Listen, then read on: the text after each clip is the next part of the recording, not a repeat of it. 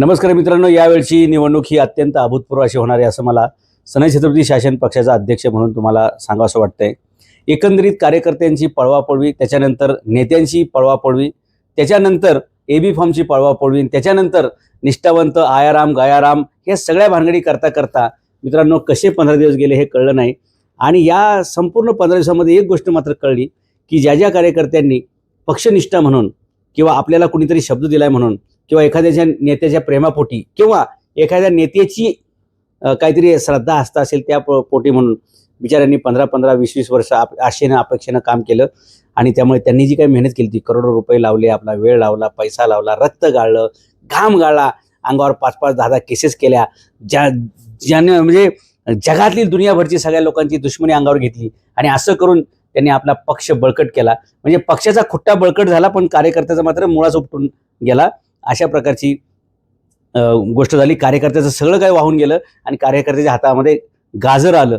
अशा प्रकारची परिस्थिती मित्रांनो, अक्षरशः कार्यकर्ते रडतायत, कार्यकर्ते जीव द्यायच्या भूमिका घेत आहेत, कार्यकर्ते नेत्यांना मारायच्या भूमिका घेत आहेत, कार्यकर्ते ऑफिस तोडायच्या भूमिका घेत आहेत।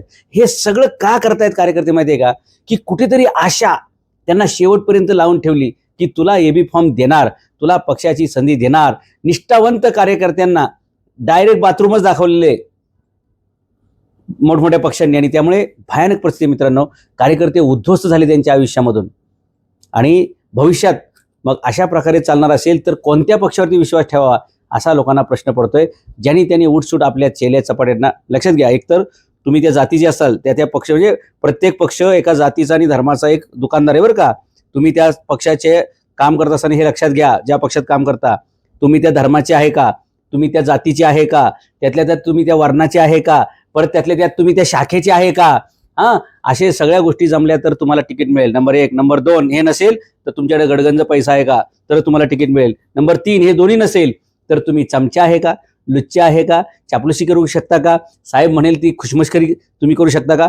या 3 पैकी चौथ्या कोणत्याही कार्यकर्त्याला उमेदवारी मिळत नसते। आणि म्हणून कार्यकर्त्यांनो डोळे उघडा, नीट बघा, पक्ष नीट निवडा, मग तुम्हाला काम करता येईल आणि आपल्या आयुष्यामध्ये अशी फसगत होण्यापासून वाचेल। अनेक म्हणजे 90% 95% कार्यकर्त्यांची फसगत झालेली आहे आणि सगळ्या राजकीय पक्षांचा चेहरा उघडा झालाय आणि प्रत्येक राजकीय पक्षाच्या कार्यकर्त्याला आत्मचिंतनाची वेळ आलेली आहे। आता हीच तुम्हाला संधी आहे मित्रांनो। हे सगळं आदिलशाही, निजामशाही, फरीदशाही, मोगलशाही, ईदलशाही हे सगळं तुमचं बघून झालेलं आहे। या तुमचं स्वागत आहे।